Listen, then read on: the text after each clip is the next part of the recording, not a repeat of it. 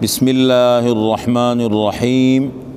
سبق نمبر 7، زبان کے 6 حصے۔ پچھلے درس میں ہم نے دانتوں کے نام اور تفصیل بتائی تھی سبق نمبر 6 میں، اور آج 7ویں سبق میں ہم زبان کے 6 حصے ذکر کریں گے، اس لیے کہ مخارج کے اندر زبان کا بہت زیادہ استعمال ہے۔ تو زبان کے کون کون سے حصے استعمال ہوتے ہیں؟ تو زبان کے کل 6 حصے ہیں۔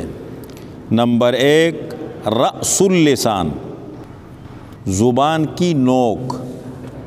رأس اللسان کا مطلب زبان کی نوک بھی کہتے ہیں اور زبان کا سرہ بھی کہتے ہیں۔ سامنے کی جو نوک ہوتی ہے یہ ہے رأس اللسان۔ نمبر 2، شجر اللسان۔ شجر اللسان کا مطلب ہے اوپر سے زبان کا جو بیچ ہے، درمیان والا حصہ۔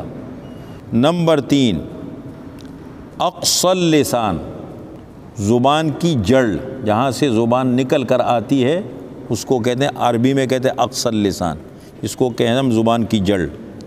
نمبر 4، طرفۃ اللسان، زبان کی کروٹ کا وہ حصہ جو دانتوں سے لگے۔ حافۃ اللسان، زبان کی کروٹ کا وہ حصہ جو ڈاڑوں سے لگے۔ پچھلے سبق میں ہم نے جب دانتوں کی تفصیل بتائی تو ہم نے کہا تھا کہ ایک ثنایا، رباعیات، انیاب، 12 یہ دانت ہیں۔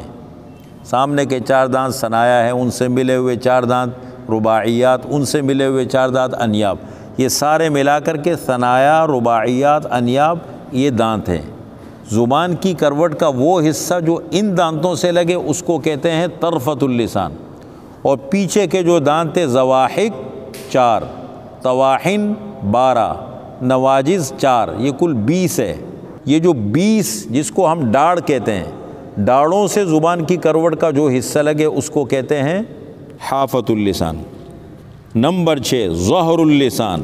ظہر اللسان زبان کی پشت، نیچے کا حصہ ہے نا، زبان کے جو نیچے کا حصہ ہے اس کو کہتے ہیں زبان کی پشت۔